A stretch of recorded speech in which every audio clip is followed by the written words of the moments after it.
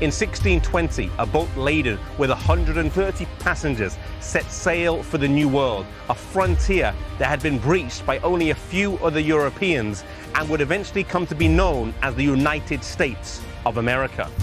They would land on the East Coast in Cape Cod before finally settling in Plymouth, Massachusetts. Their journey, however, begins in a small English village.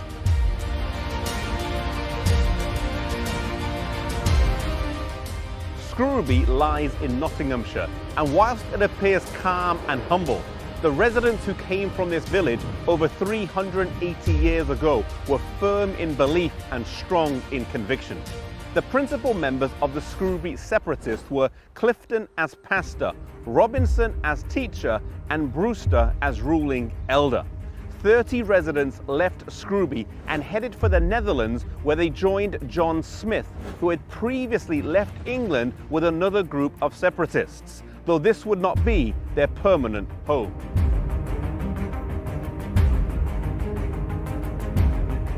Further meetings would take place, and those in Holland decided that they would head to the Americas.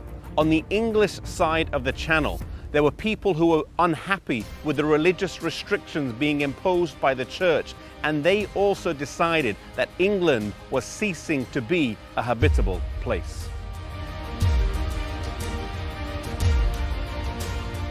The Mayflower set sail from this exact spot here on the Thames in Rotherhithe, South London.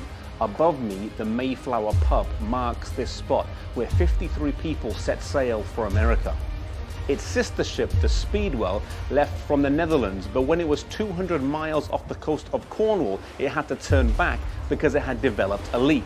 Those on board the Speedwell then disembarked and got on board the Mayflower, swelling its numbers from 53 to 130. 43 of those people on the Mayflower were separatists, Puritans who did not believe in the union of church and state and were unhappy at how the Anglican Church was treating those who disagreed with her.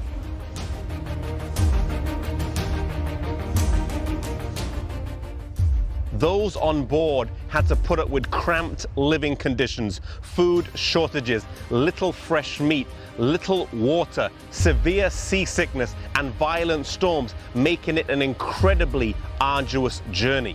They finally sighted land on the 9th of November 1620 in Cape Cod and would eventually anchor in Provincetown on the 21st of November.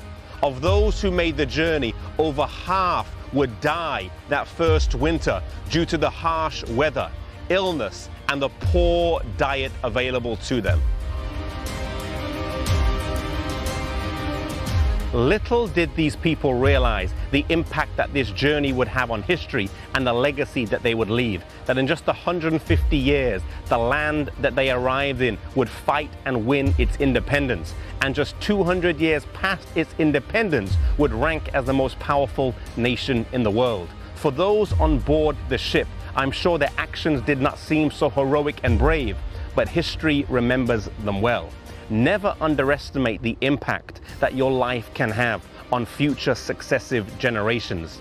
The decisions that you make, the sacrifices you endure, and the principles that you live by can have a profound impact on your children, and it can have a profound impact on the successive generations of young people that come after you. Our life that we live, however small they may seem, can have an impact that will be reflected only in eternity.